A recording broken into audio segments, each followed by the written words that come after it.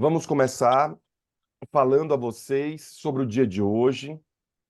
Hoje eu quero falar seguindo ali o número 0 da lição, esperando ou apressando a vinda de Cristo.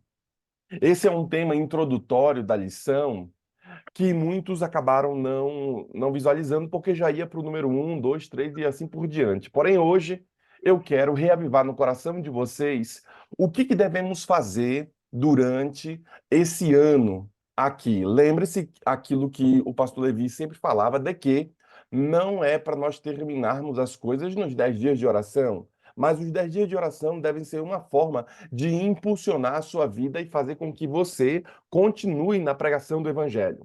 Para tanto, devemos esperar ou apressar a vinda de Cristo? Eu julgo que devemos fazer os dois. Esperar, aguardando a volta de Jesus, mas também apressar de forma ativa a volta de Cristo. Veja que o autor começa introduzindo a nossa lição, o pastor Stanley Arco, que é o presidente da Igreja Adventista para toda a divisão sul-americana, ele começa dizendo: se tivéssemos terminado a missão que foi confiada a todos nós cristãos, o Senhor Jesus Cristo já teria voltado a essa terra com grande poder e glória. No entanto, irmãos, ainda falta muito para nós cumprirmos.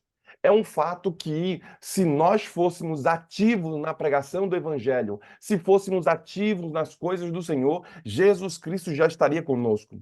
Mas é um fato de que Jesus não está no meio de nós por conta de nós ainda não termos pregado o Evangelho no mundo todo. 2 Pedro, capítulo 3, versículo 8, dizem o seguinte, 2 Pedro, capítulo 3, versículo 8, assim declaram. Deixa eu abrir aqui. Há, todavia, uma coisa, amados, que não deveis esquecer, que para o Senhor um dia é como 1000 anos, e 1000 anos como um dia. Não retarda o Senhor sua promessa, como alguns a julgam demorada. Pelo contrário, ele é longânimo para convosco, não querendo que nenhum pereça, senão que todos cheguem ao arrependimento.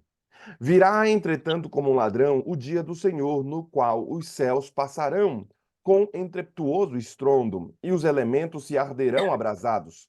Também, queridos, a palavra continua nos dizendo que a terra e as obras que nelas existem serão atingidas, visto que todas essas coisas hão de ser assim desfeitas, deveis ser tais como os que vivem em santo procedimento e piedade, esperando e apressando a vinda de Deus, por causa do qual os céus incendiados serão desfeitos e os elementos abrasados se desfarão.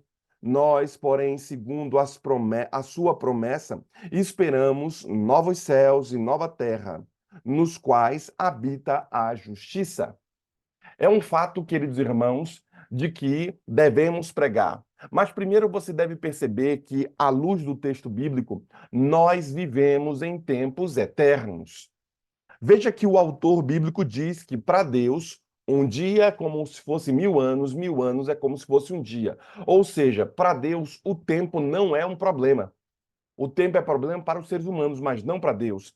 Deus vive eternamente. Nossa vida, por outro lado, ela é passageira. É uma vida muito rápida. E o salmista nos compara a uma corrente de águas aqui, a um sonho, a grama, a um pensamento, tudo muito fugaz, tudo muito rápido. A grama é uma das plantas que crescem muito rápido e também ela morre muito rápido. Somente quando Cristo voltar é que teremos a oportunidade de experimentar essa tal eternidade. Nós vamos conseguir suportar. Por quê? Porque lembre-se que o Senhor Jesus Cristo virá. Ele não virá porque ele está pressionado pelo tempo. Porque algumas pessoas pensam, Jesus virá por conta do tempo, já está se passando e tudo. Não. Tempo para ele não é problema. E talvez você olhe as coisas de Deus à luz da sua preocupação. Você olhe as coisas de Deus à luz do seu tempo. Mas eu quero que você olhe Deus à luz de quem ele é e do tempo e do que significa o tempo para ele. Se para Deus, da época de Jesus para os dias de hoje, só se passaram 2 dias, então para Cristo, tempo não é um problema. Para nós, sim, 2000 anos é muita coisa. Saiba de uma coisa, você se apega a tanta coisa aí nessa terra, né? Você se apega a tantos bens materiais. Compreenda que daqui a 100 anos, todos que estão aqui no Goal Six não estarão mais, se Jesus não voltar, né? Todo mundo já vai ter morrido. Seus bens que você lutou tanto para conseguir, muitos deles vão ser jogados fora. Muitos deles que você gastou tanto dinheiro vão ser jogados fora. Outra, boa parte dos seus familiares não vão nem lembrar de você. Você lembra do avô do seu avô? Você sabe o nome dele? Você lembra dele? Daqui a 100 anos ninguém vai lembrar muito de você. Por isso a importância de você se dedicar àquilo que realmente faz a importância para o reino celestial, para a sua própria vida. Compreenda, querido irmão, que Deus não é pressionado pelo tempo, porque ele é o ser da própria eternidade. Cristo virá a essa terra não por causa do tempo. Cristo virá a essa terra porque ele prometeu voltar. Então você tem que mais confiar na promessa de Deus do que no tempo em si, porque o tempo não é problema para nós. Eu ainda vou mais além à luz do que o autor declara. O versículo, no... o versículo 9 declara o seguinte: Não retarda o Senhor a sua promessa, como alguns a julgam demorada. Pelo contrário, ele é longânimo para convosco, não querendo que nenhum pereça, senão que todos cheguem ao arrependimento. É um fato, queridos irmãos, de que estamos vivendo em tempos de oportunidade. Deus quer que todo mundo se achegue a Ele. Por isso que Deus não está retardando a sua promessa de voltar. Deus não está demorando, como alguns pensam, de acordo com o texto bíblico. Deus está sendo paciente. Cada dia que Jesus Cristo não voltou, cada dia que ele ainda não apareceu no céu, é uma oportunidade para ti, é uma oportunidade para o teu filho, é uma oportunidade para o teu neto, é uma oportunidade para tua família, para o teu esposo, para tua esposa, uma oportunidade de conversão, uma oportunidade de receber graça. Então, aproveite essa oportunidade, porque Jesus Cristo irá voltar. Lembre do que Bullion sempre declara ali em seu livro. Queira você ou não queira, Jesus Cristo irá voltar. Esteja você preparado ou não, Jesus Cristo irá voltar. Aceite você ou não, Jesus Cristo irá voltar. Sabe, irmãos, a promessa de Deus são tão certas quanto a sua própria eternidade. A promessa de Deus é tão correta, tão certa, como a eternidade de Deus o é. Embora alguns acreditem que a vinda de Cristo esteja ali atrasada, porque, puxa vida, todas essas calamidades sobre a terra, o que sobrevirá à terra? E cadê Jesus que não aparece? Cristo está sendo paciente para com todos, pois não quer que alguém pereça, mas que todos se arrependam. É um fato de que, irmão, Jesus não voltou porque ele quer que você também esteja preparado com um sentimento de um pai por um filho que quer que eles se preparem. Veja mais, Cristo está sendo paciente, porque ele não somente quer que as pessoas se arrependam e que elas não pereçam, mas tudo está andando conforme o plano de Deus. Você está vendo o mundo se tornar um palco para a volta de Cristo? Isso é plano do Senhor. Deus permite que algumas tribulações venham, que profecias sejam cumpridas, para mostrar que não vale a pena perder tempo com essa terra. Por quê? Porque a grande terra, o reino de Cristo, não é esse. Deus prepara novos céus e nova terra. Daí a importância de você parar de se aficionar em coisas terrenas e começar a se aficionar em coisas celestiais. Sabe, irmãos, agora teremos novamente as eleições do Brasil. Algumas pessoas começarão novamente na polaridade entre ali o Trump e o Biden, ou mesmo o Bolsonaro, ou aquele que indicar aí o Lula, o que for indicado, começará novamente o fervo, né, das eleições aí. Não só as eleições municipais, quanto daqui a 2 anos as eleições presidenciais. Eu quero dar uma dica a você. Será que você ainda não percebeu que o nosso reino não é daqui? Será que você ainda não percebeu que as coisas vão do ouro à lama? Será que você ainda não percebeu que as coisas terrenas não devem ser a nossa fixação? Que tal então você se segurar nas coisas celestiais?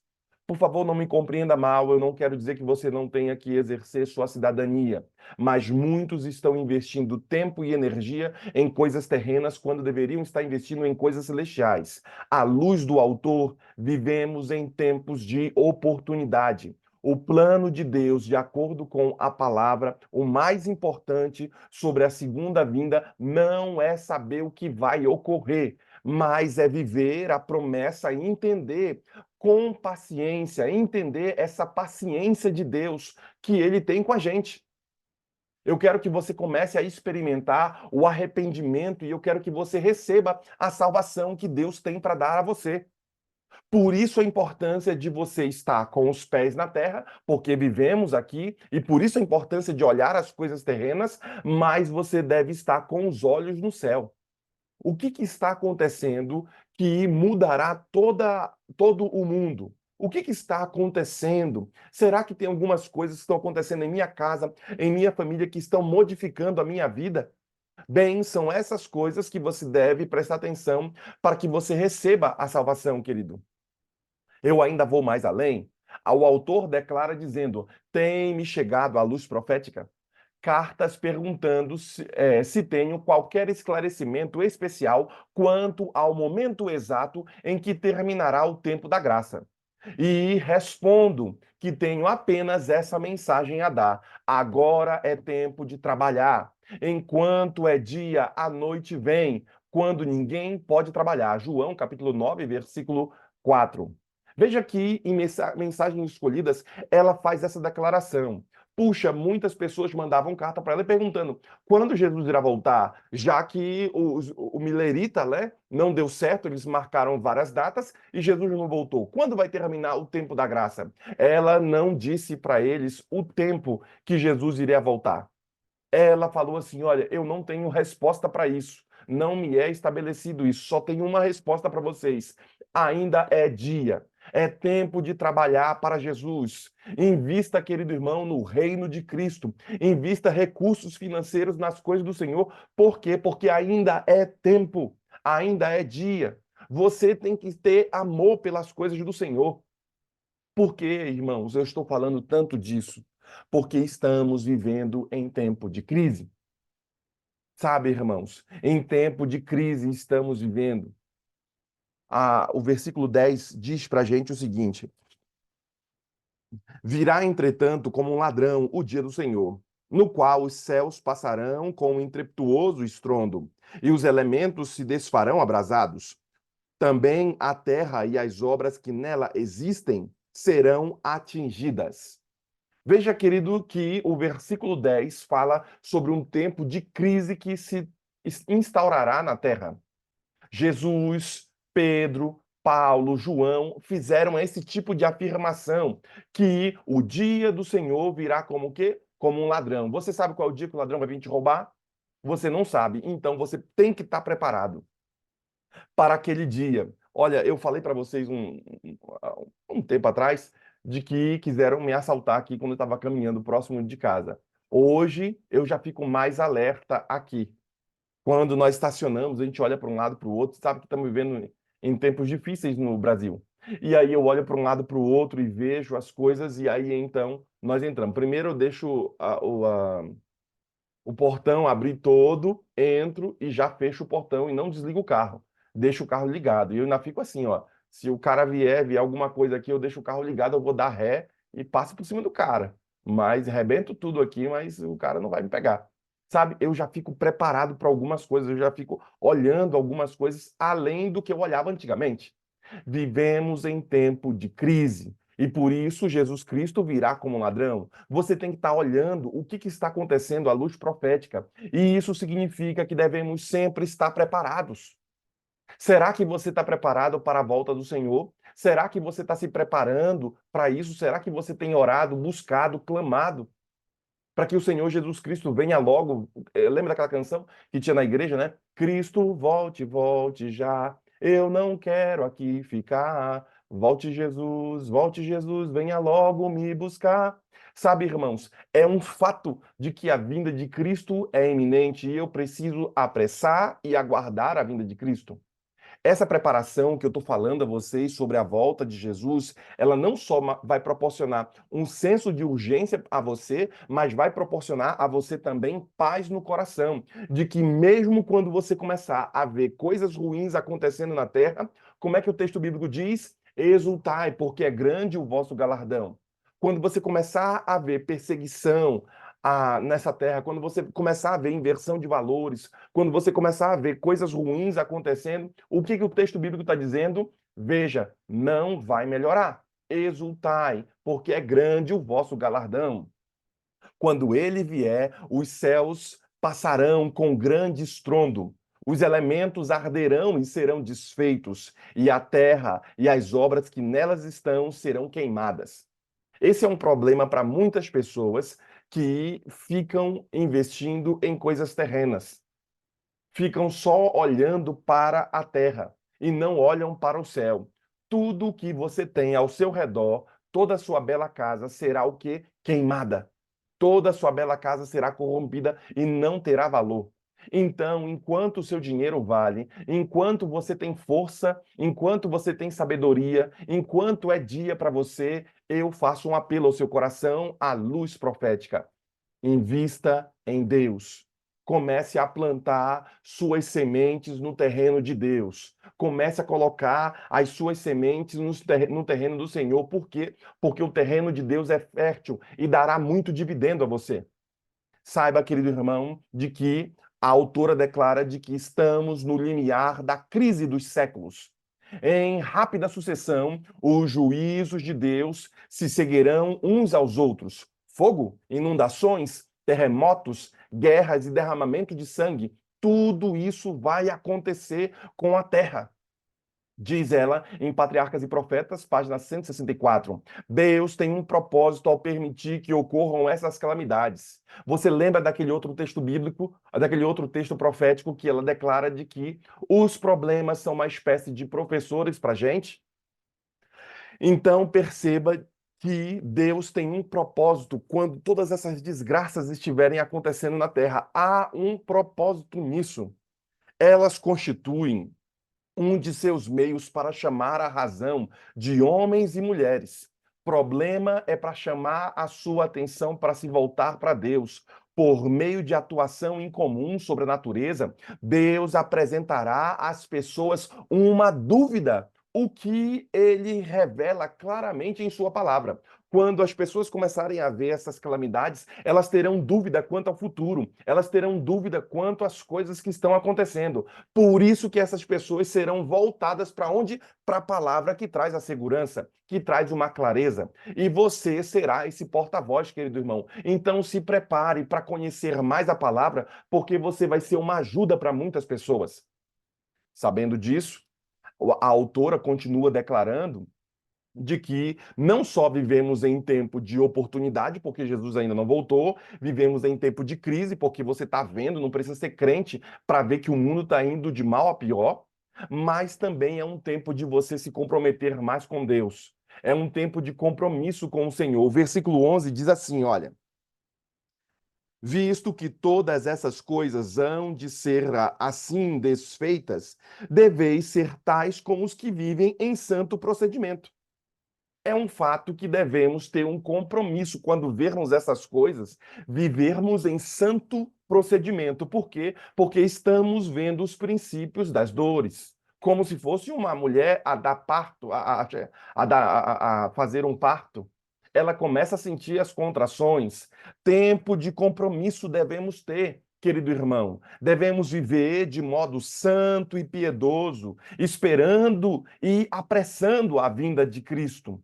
O tempo está acabando, tudo é urgente, nada ajuda a piedade, exceto o relacionamento mais autêntico com Deus, o relacionamento de santidade e dedicação sem reserva a Ele. É um fato, queridos irmãos, que o que, segundo a autora, ajuda mais a piedade, ajuda mais as coisas, é ter um relacionamento com Deus. Se você quer ter um mundo melhor, se você quer que ainda vivamos em um tempo de graça, então tenha um relacionamento mais autêntico com o Senhor, porque isso vai ajudar muito mais a piedade do que qualquer outra coisa que você possa fazer. A autora continua dizendo que havia um homem, um grande pregador do passado, John Hus. John Hus, nós já estudamos ali no Grande Conflito a história de John Hus e o que ele fez na pregação do Evangelho. John Hus certa vez disse: ame a verdade, pregue a verdade, defenda a verdade, porque quem não fala a verdade trai a verdade. Essas palavras não foram apenas uma declaração poética de John Hus, querido. Essa palavra levou também John Hus à fogueira. Ele foi para a fogueira defendendo a verdade, clamando e proclamando a verdade. É um fato de quem não prega o evangelho trai o evangelho, à luz do que John Hus disse. Será que eu estou falando com alguém que sabe da verdade, é profundo conhecedor da verdade, mas não prega a verdade, não vive a verdade, não proclama a verdade? Então você já sabe de uma coisa, você está traindo a verdade. Porque não devemos somente participar do Goal Six como estivermos recebendo a mensagem, aguardando Jesus Cristo, mas devemos participar do Goal Six, devemos participar do reino de Deus, apressando o reino de Deus. Toda vez que eu penso nisso, que esse compromisso, eu lembro que devemos ter um compromisso com o Senhor mais intenso, mais ativo. Se o seu coração não bate mais forte, querido irmão, quando você sente essa mensagem da volta de Cristo, de apressar a volta de Cristo, tome cuidado, porque esse casamento com Deus pode estar indo a um fracasso a você. Ontem eu falei na igreja, numa das nossas igrejas, que no dia, minha sogra está aqui, né? Eu acho que eu vi Regina, não sei se é minha sogra. No dia do meu casamento, eu tava nervoso. A minha sogra lá, o pessoal me comprou um fraque lá, eu fui escolher um fraque, eu não sei se era de um soldado, não sei do que era muito duro, muito alto, aqui a gola era alta, assim, era um negócio bem grande. E eu tava nervoso, duro, assim. Minha sogra falou: Anderson, relaxa. Eu lembro dela falando pra mim: fica mais, tá muito reto você, não sei o que e tal, relaxa. Eu tava nos preparativos, arrumando o som, porque a orquestra ia cantar no nosso casamento, e eles estavam montando e eu ligando o som junto com meu irmão. E nós preparando, estávamos todos preparando as coisas. Débora tinha ido no domingo fazer cabelo, essas coisas, arrumar, né, no dia do casamento. E nós estávamos ali envolto da preparação. E no momento das alianças, né, eu acabei dando a mão errada para Débora. E a Débora falou: Anderson, né, no momento de colocar a aliança, em vez de dar essa mão aqui, eu dei essa. E eu coloquei a mão assim e fiquei com a mão assim. E a Débora falando: Anderson, é a outra mão. E eu: meu amor, também te amo. Agora vamos ficar para sempre. Eu amarrei meu burro agora e tal. E ela ia assim: é a outra mão. Eu falei: hoje é o dia mesmo, cara. Caiu agora. Agora vai ser para sempre. E colocando a mão. E na hora deu um estalo e eu troquei a mão. Sabe, irmãos, eu estava tão nervoso que eu troquei a mão ali na hora do casamento. Depois eu entendi. Se essa preparação para a volta de Cristo não te deixa mais nervoso, não te deixa com o coração batendo mais forte, esse casamento com Deus pode não estar bom. Se você não fica animado com essa mensagem da volta de Cristo, de apressar a volta de Cristo, toma cuidado. Por quê? Porque esse casamento não está levando você nem a ficar com fogo melhor, nem a ficar você mais animado. Vivemos em tempo de esperança, queridos irmãos, da volta de Jesus. O versículo 13 traz essa esperança e deve animar você. Olha o que o versículo 13 diz: Nós, porém, segundo a sua promessa, esperamos novos céus e nova terra nos quais habita a justiça. Você não tem buscado justiça porque estamos vivendo em um mundo injusto. Você não tem visto calamidades acontecendo. Você não está percebendo que o mundo está indo de mal a pior. Mas nós temos que ter esperança em algo maior, fora de nós, nesse grande casamento que a noiva de Cristo, a igreja, que é você, casará com Cristo naquele grande dia. Por quê? Porque eu estou anunciando para vocês hoje. Olha, vem o noivo. Esteja pronto. Coloque azeite em sua lamparina. Fique pronto. Por quê? Porque o noivo vem. Sabe, vivemos em tempos de esperança. Além de qualquer crise, queridos irmãos, os amados de Deus continuarão apegados à bendita esperança, confiantes e ativos e esperando do novo reino a glória dele. Eles aguardam, de acordo com sua promessa, novos céus e nova terra, nos quais habita a justiça. O grande conflito se aproxima do fim. Será que existe um único cristão cujo coração não acelere ao perceber a antecipação desses acontecimentos que estão diante de nós? Será que o cristão que está me ouvindo aqui não fica com o coração mais animado diante dessas coisas que estão acontecendo? Deus apela ao seu coração nessa manhã, para que você não fique somente os 10 dias que o pastor Levi tão bem fez, mas que você fique o ano todo na busca do Espírito, não só aguardando, mas também apressando a volta de Cristo.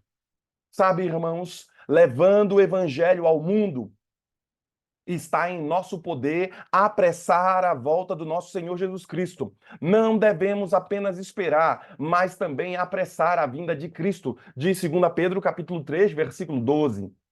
Não devemos somente aguardar, mas devemos apressar, esperando e apressando a vinda de Deus, por causa do qual os céus incendiados serão desfeitos e os elementos abrasados se derreterão.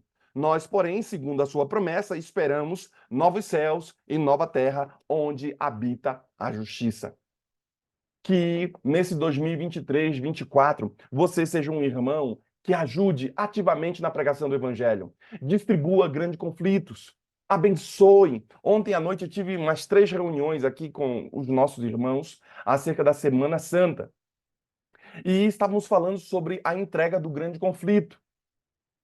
Sabe, irmãos, adquira, invista no grande conflito. Entregamos ano passado, entregamos esse ano. Por que estamos entregando 2 anos seguidos? Porque nós queremos inundar o planeta com a pregação do evangelho, com o grande conflito, como se fosse uma espécie de folhas de outono.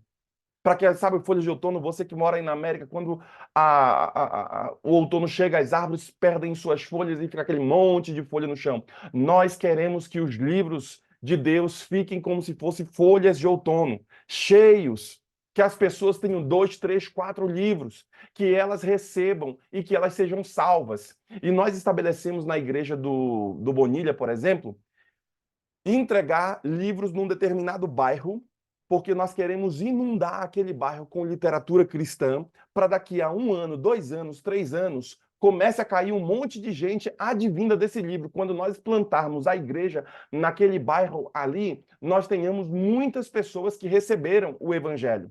Muitas pessoas que estudaram a palavra e elas vão ser impactadas com a mensagem verdadeira. Por isso, nos 10 dias de oração que nós participamos aqui, é um momento para você reavivar a história do grande conflito. Nós convidamos você para que você busque renovação em Deus todos os dias, a cada manhã, aqui no Go Six conosco. Nós também fazemos um apelo a você para que você receba o reavivamento e que você experimente a reforma autêntica na sua vida. Não só reavivar, mas também ter uma reforma de limpar as coisas que são necessárias limpar.